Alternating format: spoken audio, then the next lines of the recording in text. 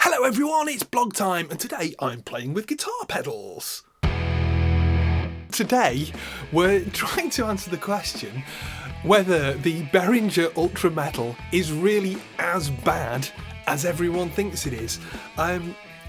This idea came to me. I was thinking back over a recording session I did many moons ago, many years ago in fact, where a young lad came into the studio. He had a really nice Vox amp, a properly nice amp, and it was kind of an indie band. It wasn't a metal band he was playing in anyway. And he plugged in one of these things.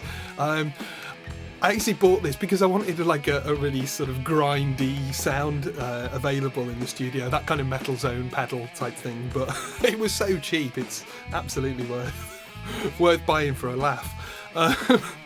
It looks like, those cheap knockoff Legos as the Americans would call them, Lego bricks, not even Mega Blocks, like the really cheap ones you get. There's this nasty kind of cheap looking plastic. I believe these have been upgraded. There's a Ultra Metal UM100 out at the moment, as far as I know.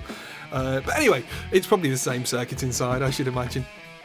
So what happened? Well, I kept going into the studio trying to get the sort of the shortest signal between guitar and amp as possible, and he kept plugging his Behringer Ultra Metal back in, which sounded absolutely appalling compared to the Vox amp. But it kind of got me thinking, these pedals are super cheap. Are they as bad as everyone seems to think they are? And can we get a usable and useful sound out of it? What kind of range of sounds can we get? I think in the end, in that recording session, we ended up not using the pedal because he had it set on this horrendous fizzy tone that was sort of, the kind of beginner guitarist bedroom tone. But maybe this pedal can be useful for something, and I'm just going to do a little bit of investigation and see what I can get out of it, whether it's metal or blues tone, whatever. So let's have a little look close up on the pedal. I'm going to be using a Valve King PV Valve King VK100 with the Valve King 4x12 cab, and a Yamaha RGX 612A, and we'll see what we can get from this. So this is the pedal setter. Everything is at 12 o'clock. This is it in bypass mode, so this is just the clean sound of the amp.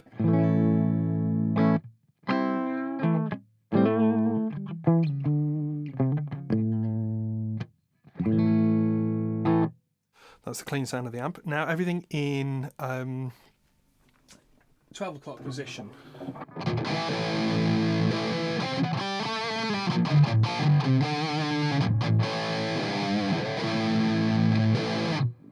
And then a sort of a more metal thing, maybe.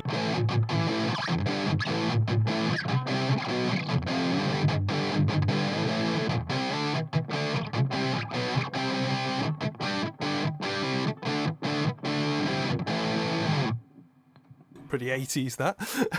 It inspired me to play an 80s riff.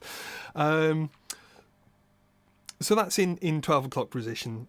Let me just compare that for you to the actual internal lead tone on the amp.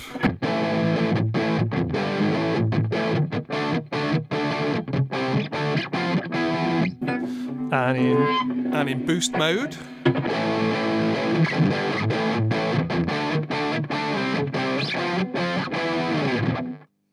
It's a little bit less flyaway actually. Not as sonically interesting, I don't think. Okay, so the plan is to try and get a blues tone out of it. So we're back on the clean sound.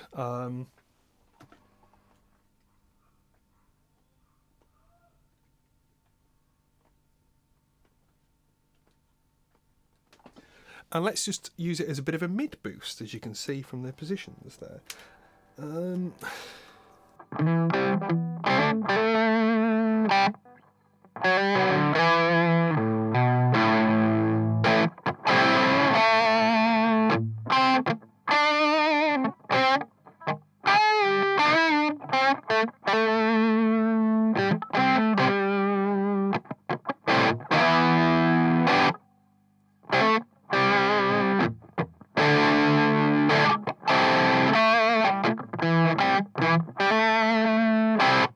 I'll just throw a bit of reverb on there. I don't generally use the amp reverb.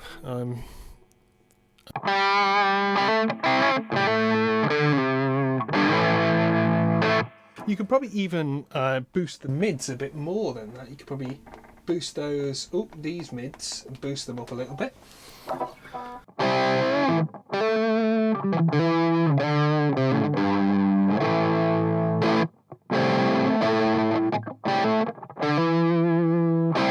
And let's just compare that to a light gain tone on the amp. So here's a light gain sound.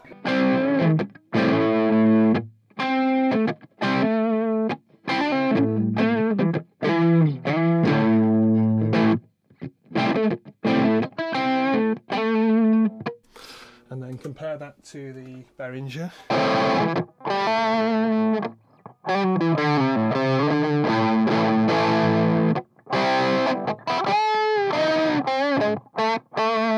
It's almost hard to play as well, just because of the way the distortion seems to work. It seems it's almost gated. I'm not sure if there is a gate of any kind in the circuit, but it feels a little bit like that. It's either all or nothing.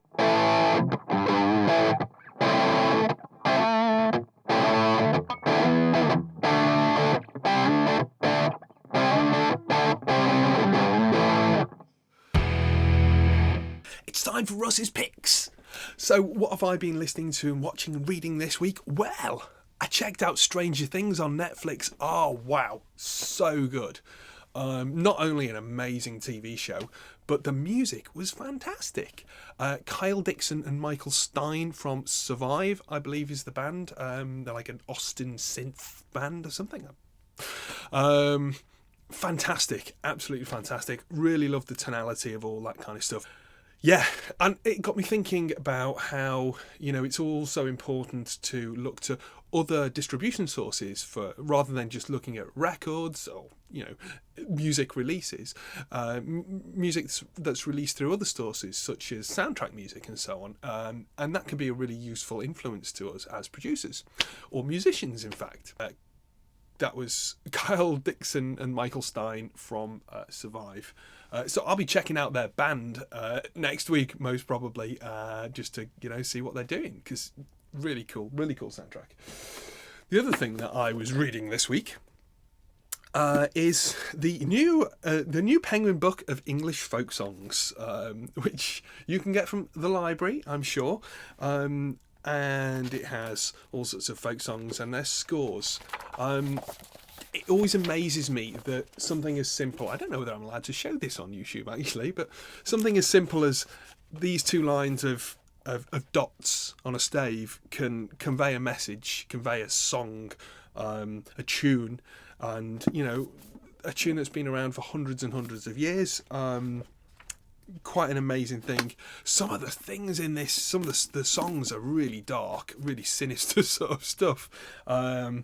So if you're in a metal band, you should definitely read folk song lyrics, because they're pretty dark. But also fantastic. It's really good to know about your own heritage, definitely. Now this is an English one, but obviously, all cultures have their own traditional music. So I would implore people to go out and just, do a little bit of investigation into your own and other people's traditions. And perhaps you can use that in some kind of modern pop context or rock context or whatever. So that is the Penguin Classics, the new Penguin book of English folk songs. Definitely worth a read. It's quite thick as well, so I haven't finished it. So back to the show. Back to the disgusting sounds of the Behringer UM100. Let's see if we can get something good out of it. Another thing would be to drive the overdrive channel, so I'm going to give it a light overdrive. Let's see. See how it drives it.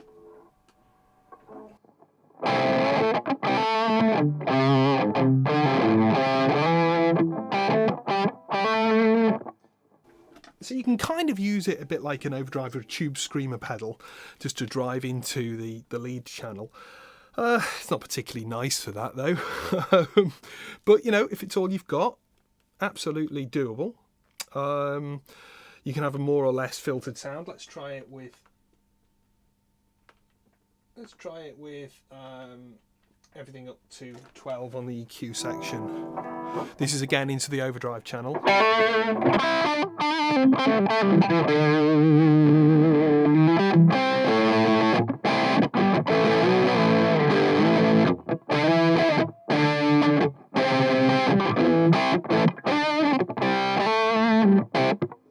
So interesting.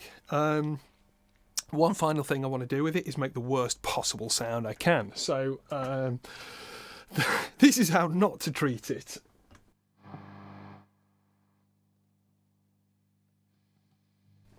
Okay, so that's the sort of the maximum scoopage. Treble and bass up to full, scooped mids, full distortion. Let's see what it sounds like. Oh, it's painful. Oh no.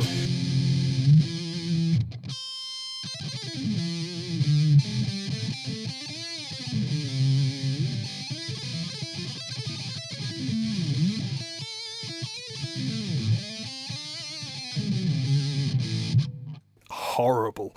But overall, in general, I guess it's not too bad a pedal. It sounds a bit filtered. Not sure I would spend my money on it. I'd probably just get a clean booster of some sort. But, you know, if that's what you're after, it can be used in moderation when stacked with a distortion channel to achieve something quite interesting. So what did you think of the Behringer Ultra Metal UM100? I wonder whether the 300's any better. It's certainly brutal. That's one way of describing it. But on a serious note, there's some stuff you can do with it, some quite interesting stuff. It's kind of quite filtered, but you never know. I mean, it might function well in the context of a mix, not necessarily in a metal genre, but you know, it might just give you that sort of mid-range pokiness that you might need for a given lead part or solo. I will say it's not as easy to play through as a valve amp or valve distortion, but I think that goes the same for most solid state. So yeah, that's the Behringer UM100. So if you've got any really cheapo pedals, yeah, let me know what they are, and maybe I can get my hands on one and test that out as well. But in the meantime, go forth, brutalise your cheapo pedals, and see what you can do with them. Happy recording. See you next time. If you've got any really bad pedals, let me know. Maybe you can send one over and we can demo it.